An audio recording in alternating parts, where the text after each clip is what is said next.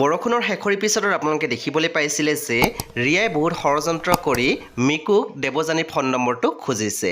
আনপিনে আপোনালোকে দেখিবলৈ পাইছে দেৱযানীৰ মনটো বেয়া হৈছিলে কাৰণ যিহেতু অৰ্ণৱে মালিকনী আন্টিক কৈছিলে ৰিয়া তেখেতৰ প্ৰথম ভালপোৱা আছিল বুলি। আৰু আজি নিশা হ'বলগীয়া এপিছডৰ প্ৰম' বৰ্তমান মুকলি হৈছে আৰু আজিৰ প্ৰম'ত আমি দেখিবলৈ পাইছোঁ ধাৰাবাহিকখন হ'বলৈ গৈ আছে খুবেই ইণ্টাৰেষ্টিং কাৰণ আজিৰ প্ৰম'ত আমি দেখিবলৈ পাইছোঁ ৰিয়াই কোনোবাক ফোন কৰি আছিলে য'ত ফোনত তেখেতে কৈ আছিলে তোৰ মোবাইলত মই এটা নম্বৰ দিছোঁ, সেই নম্বৰটো ছেভ কৰি থবি, কিন্তু সেই নম্বৰটোৰ ব্যক্তিজনৰ লগত এতিয়া কি কৰিব লাগিব তোক মই পিছত জনাই দিম। আনপিনে আমি প্ৰম'ত দেখিবলৈ পাইছোঁ মাকে ৰিয়াক কৈ আছিলে তুমি মোক অকামিলা বুলি কৈছা। তাৰপিছতে আমি দেখিবলৈ পাইছোঁ মাকে ৰিয়াক চৰ মাৰিব ধৰিছিলে য'ত হাতখন ৰিয়াই ধৰি লৈছিলে।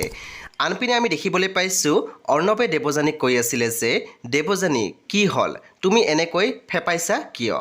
আনপিনে আমি দেখিবলৈ পাইছোঁ মিকুৱে মনতে ভাবি আছিলে যে তাৰ মানে তাই মোক যি কৈছিলে সেইটো সঁচা, নম্বৰটো দি মই ভালে কৰিলোঁ। চ' বন্ধু বান্ধৱীসকল আজি নিশা 7:30 বজাত ৰং টিভিত আহিবলগীয়া বৰষুণ ধাৰাবাহিকখন খুবেই ইণ্টাৰেষ্টিং হ'বলৈ গৈ আছে। চ' আপোনালোকে চাবলৈ একেবাৰে নাপাহৰিব। পৰৱৰ্তী আপডেট পাই থাকিবলৈ আপোনালোকে আমাৰ চেনেলটো ছাবস্ক্ৰাইব কৰি কাষত থকা বেল আইকনটো টিপি দিবলৈ নাপাহৰিব।